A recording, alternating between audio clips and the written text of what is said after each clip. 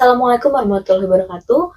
Perkenalkan, nama saya Naila dari kelas AB 4602 dengan NIM 15012232228. Pada video kali ini, saya akan menjelaskan mengenai learning journey dari mata kuliah model bisnis.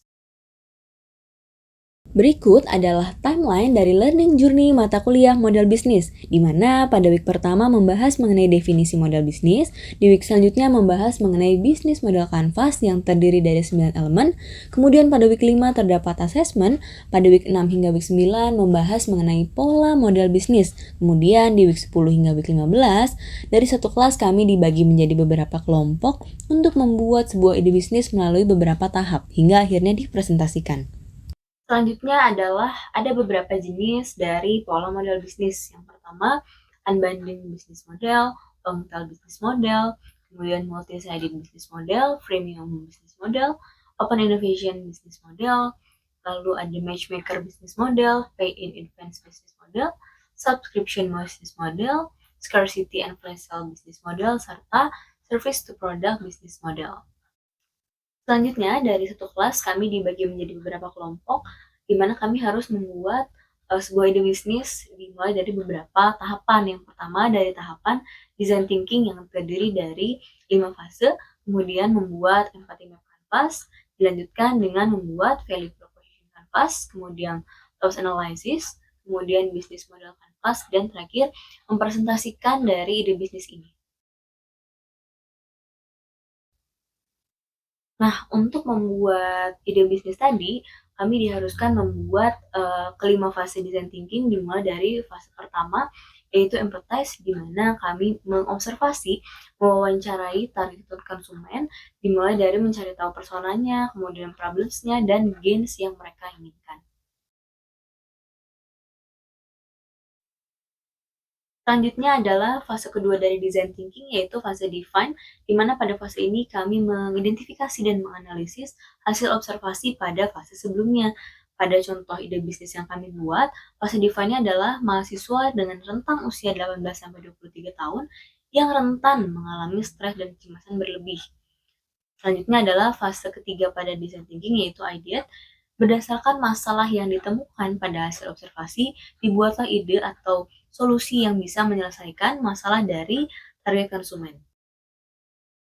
Selanjutnya adalah fase prototype, di mana kami membuat prototype dari ide aplikasi dengar teman, di mana di sini customer dapat memilih teman untuk bercerita dengan berbagai usia dan gender. Kemudian customer dapat memilih cara ceritanya seperti apa melalui percakapan pribadi.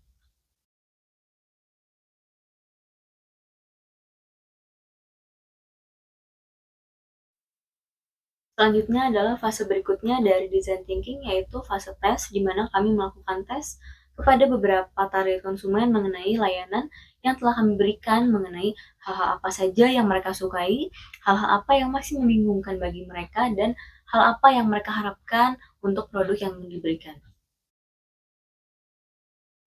Selanjutnya adalah empathy map canvas, di mana empathy map canvas ini berfungsi sebagai landasan untuk pengalaman pengguna dan berfokus pada penyediaan pengalaman yang diinginkan pelanggan, bukan hanya mengandalkan asumsi dari perusahaan, di mana empathy map canvas ini dapat membantu bisnis untuk membangun empati yang mendalam terhadap pengguna, menciptakan persona pengguna secara kolaboratif dengan pemangku kepentingan secara real time, dan memahami kebutuhan dan keinginan pengguna menggunakan design thinking tadi dan meningkatkan pengambilan keputusan berdasarkan keinginan atau dari sisi pelanggan. Selanjutnya adalah value proposition canvas, di mana VPC ini adalah tools yang terdiri dari dua bagian, yaitu customer profile dan value map, di mana pada bagian customer profile terdapat 3 aspek, yaitu customer jobs, customer pains, dan customer gains, di mana value proposition canvas ini memiliki tujuan akhir, yaitu menentukan apakah produk atau jasa yang dikembangkan atau diciptakan ini dapat menjawab permasalahan-permasalahan yang ada di bagian customer profile atau tidak. Kemudian masuk ke bagian value map yang terdiri dari produk and service yang ditawarkan, gain creator, dan pain reliever. Selanjutnya adalah task analysis atau yang mungkin bisa dieja dengan TOWS, di mana task analysis merupakan singkatan dari T-nya adalah threats, kemudian O-nya opportunities, W-nya adalah weaknesses, dan S-nya adalah strength atau kekuatan. TOS ini adalah analisis yang digunakan untuk melihat faktor eksternal dan internal perusahaan, di mana TOS berfokus pada faktor di luar perusahaan dikarenakan perubahan yang cukup cepat dan dinamis. Tujuan utamanya adalah untuk meningkatkan posisi perusahaan di antara perusahaan lainnya. TOS ini memiliki 4 strategi seperti berikut.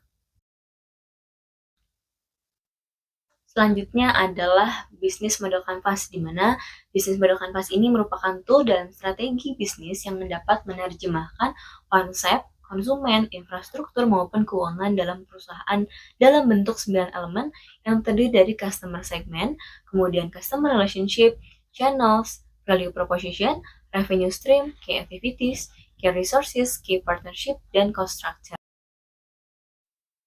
Berikutnya adalah beberapa ringkasan mengenai tools-tools yang digunakan dalam mata kuliah model bisnis.